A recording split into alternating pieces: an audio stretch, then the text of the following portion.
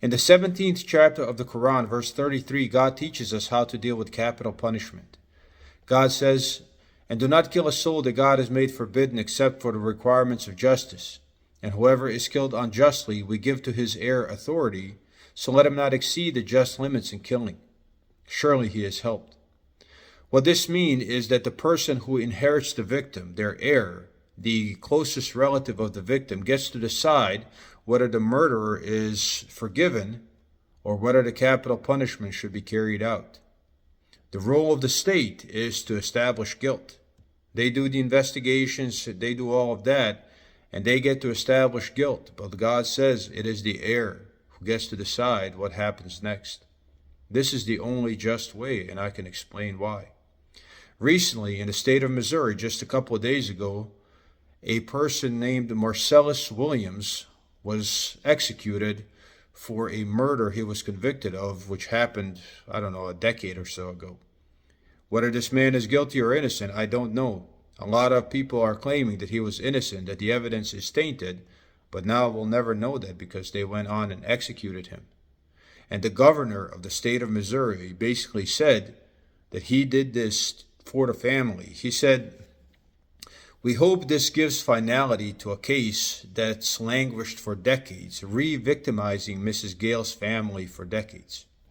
Except the family itself asked them not to have this man executed."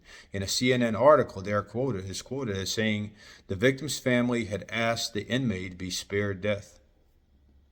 There is a chance that this man was innocent, except the state found him guilty. The right thing to do would have been to follow the family wishes. And this man, this governor, he went against the family's wishes, victimizing them again while claiming that he was doing it for them. And this is why what God revealed in the Quran is the only right way to do things. If you consider a murder, you have to understand that you cannot imagine how that feels. Until it happens to you, you have no frame of reference. So whether you are somebody that believes in abolishment of capital punishment, but you've never had a family member murdered, who are you to say anything? Nobody murdered your daughter. Nobody murdered your mother. Nobody murdered them in a vicious way. Or if you are a person like this governor who just wants to kill people, who are you to decide? You have no horse in this race. If a family member demands that this person is forgiven, that this person's life is spared, who are you to victimize the family again by denying them the right? This is why what God revealed in the Quran is the only right way to do things.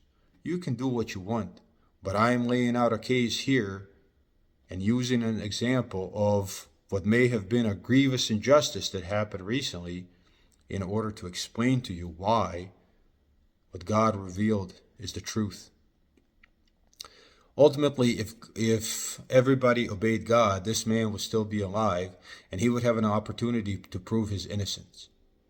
The family would have gotten what they wanted and their voice would have been heard, and they would not be victimized again by their voice being taken away by this governor. This is what God revealed in the Quran, and this is the only right way to do things. Peace be with you.